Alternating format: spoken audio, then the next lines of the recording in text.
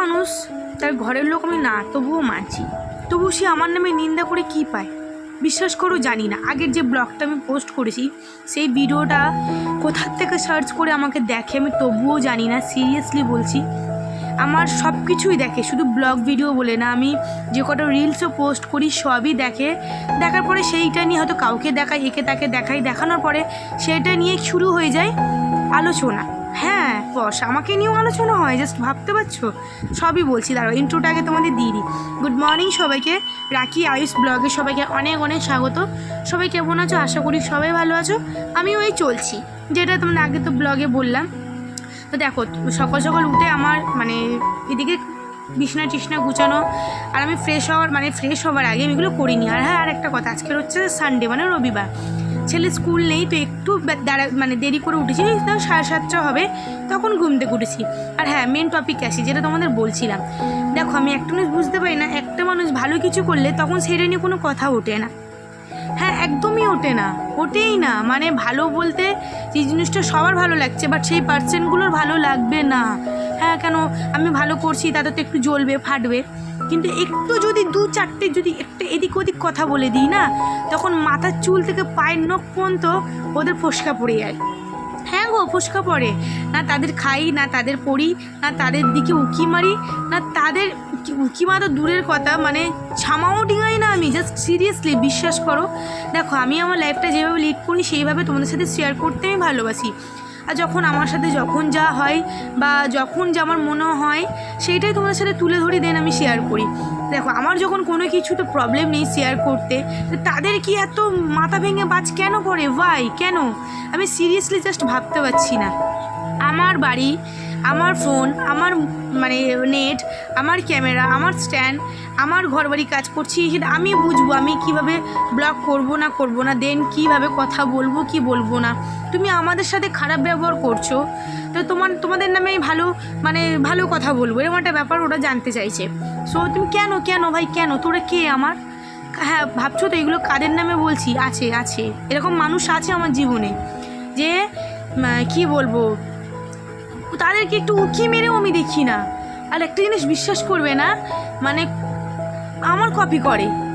হ্যাঁ, যে মানুষটা আমাকে বলেছিল ওই তো দেখতে কি একেবারে, কিন্তু বিশ্বাস করো, তার যদি ছবিটাকে আমি যদি আমার ভিডিও ক্লিপসে যদি আমি অ্যাড করে দিই না, তোমরা দেখে সবাই হাসবে।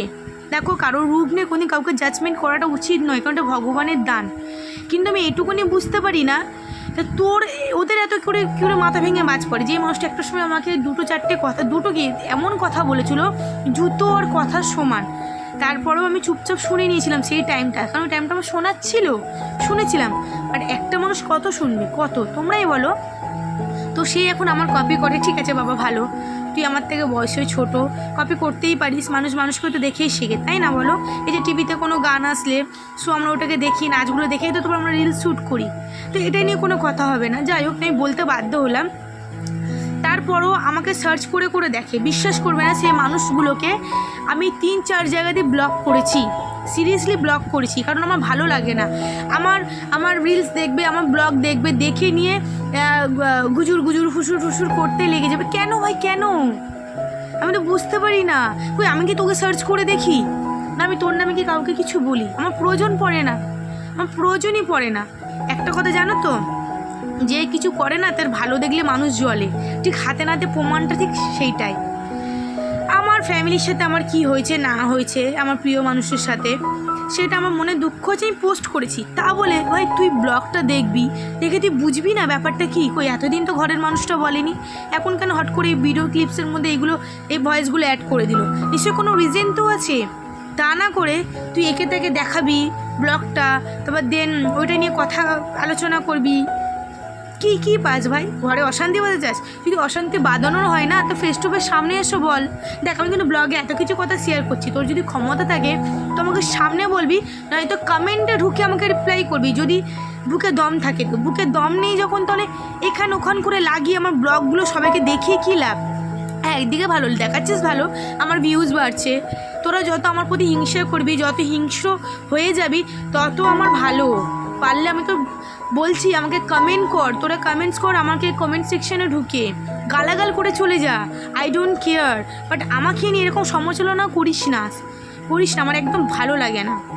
দেখো ভিডিওটা কথার কোনো মিললেই প্রচুর গায়ে রাগ নিয়ে এই কথাগুলো আমি তোমাদের সাথে শেয়ার করছি।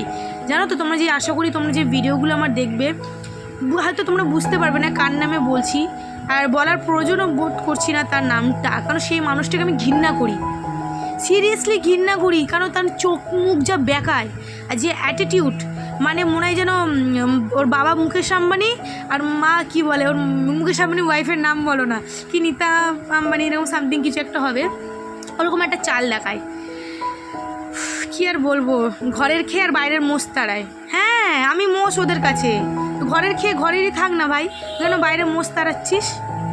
ছাড়ো বাদ দাও, আমি তো অনেক কিছু ভিডিওর মধ্যে বলে ফেললাম। তো দেখো এদিকে আমি বাজারে চলে গেছিলাম ডিম নিয়ে আসতে। হ্যাঁ আমার না প্রচণ্ড মাছের ডিম খেতে ইচ্ছে করছিল, তো কী দিয়ে খেতে ইচ্ছে করছিল না, ওই পুঁই শাক দিয়ে চচ্চড়ি করবো, তা ভাবছিলাম যে একটু মাছের ডিম দিয়ে খাই। তো এদিকে দেখো চটপট আমি বসিয়ে দিলাম কড়াই তেল, আর আমার না ভুল হয়েছে জানো তো, মাছের ডিমটা একটু যদি বয়েল করে নিতাম তাহলে এরকম আশা করি ফাটতো না। তো যাই হোক দেখো এদিকে নামে বসালাম, এদিকে দেখো রান্না আমার কমপ্লিট। কাজ যদি এমনি হতো, এদিকে ডাল করেছিলাম মাছের ডিম দিয়ে, পুঁই শাক, আলু, বেগুন, পটল দিয়ে একটা চচ্চড়ি, এদিকে চিকেন। সানডে মানে তো বিনা নেমন্ত্রণ, বিনা কোনো অকেশানে একবারে হয়ে যায় ঘরের তেলা আমদানি রান্নাবান্না। দিকে রান্নাবান্নার ছোটে দেখছি ছেলে আমার টিভি দেখতে দেখতে ঘুমিয়ে পড়ছে, তো এদিকে আমি টিভি অফ করলাম, ছিল আমার কিছু বাসন কুসন, তো চটপট মেজে নেবো। আর সরি হ্যাঁ একটু কেসে ফেললাম। তো যাই হোক অনেক দিন পর আজকে মা আমি ছেলে একসাথে খেতে বসেছি। হ্যাঁ এরকম দিন খুব কম হয়, কারণ মা আসে বিকেল 4টে-5টার কাছ থেকে, সেই যাই সকাল 9টায় আসে 4টে-5টা। তো ছেলেকে খাইয়ে উঠে আমি খেয়ে নিই, ছেলেকে খাইয়ে উঠি বলতে ছেলে খাইয়ে টাই ওকে ফ্রেশ করি, ওকে মোবাইল দিয়ে দিই, ততক্ষণ একা ফোন দেখে, তারপরে আমি একা বসে খাই, টিভি দেখি বা আমার মোবাইল দেখি। তো আজকে সেরকম কিছু হয়নি, কারণ মা আমি আমার ছেলে 3জন একসাথে খেতে বসেছি। আশা করি আমি তো ক্লিপসটা অ্যাড করেছি, সো তোমরা সেটা দেখতেই পারবে। তো এই খেতেই মাকে বলছিলাম আজ কতদিন পর তুমি আমি বাবু একসাথে খেতে বসেছি। যাই হোক আর বারবার যে ওইদিকে তাকাবো ভেবো না যে ক্যামেরার দিকে তাকাচ্ছি, একদমই না, টিভি দেখছিলাম। তো দেখো এদিকে তখন প্রায় খেয়ে দিয়ে উঠে শুয়েছিলাম, তো সন্ধ্যে 6টা নাগাদ চা, এদিকে কেক নিয়েছিলাম, আর বাইট কে মেরেছিল তো আমার ছেলেই কামড়টা মেরেছে। যাই হোক ছোচা একটা আমাদের। এদিকে দেখো ভীষণ সুস্বাদু হয়, বিশ্বাস করো এই কেকগুলো ভীষণ খেতে ভালো হয়। এদিকে দেখেছো আমার ছোচাটা কোথায় দিয়ে দেখছে। তো দেখো ওইদিকে ওকে লেখাটা বসিয়ে গিয়েছিলাম, ওকে আমি একটা শর্ত দিয়েছিলাম যে তুই লেখা যদি কমপ্লিট করতে পারিস তবেই তোকে আমি কেক দেবো, না তো যে জিনিসটাকে নিয়ে পরে যাই খাক 1 ঘন্টা লাগিয়ে দেয়। আর একটা হ্যাংলা দেখো ওই পাশ থেকে দেখছে, ওখানে একদম জানিস তো এগুলো অ্যাভয়েড করি, মানে একদম দিই না, মানে মিষ্টি জিনিস। তবু কী করবো বলো, ও তো বাচ্চা, ওরও তো খেতে ইচ্ছে করে। আর একটা জিনিস ভীষণভাবে আমি ঠকে গেছি, এই মোবাইল কভারটা মানে আমাকে বিকি এনে দিয়েছিল, ওকে আমি বলেছিলাম যে আমার ভিভো T2X, তো কী কাবার নিয়ে এসছি আমি জানি না, সিরিয়াসলি আই ডোন্ট নো, কীরকম একটা মানে ঠিকই আছে, ফোনের থেকে সামনে বেশি ভালো লাগছিলো, বাট ওই যে কপালের না থাকলে যা হয়, ঠকঠকালে আর কি হবে। তো এটা কাভারটা বড় হয়ে গেছিলো, মুখটা তো দেখতে বুঝতেই পারছো। তো আমি ব্লগটা বেশি বড় রাখলাম না, এতটুকু রাখলাম। আমার ভিডিওটা যদি কারো খারাপ লেগে থাকে প্লিজ আমাকে ব্লগ করে দিতে পারো, আই ডোন্ট কেয়ার। সব ভালো থাকবে, সুস্থ থাকবে, টাটা।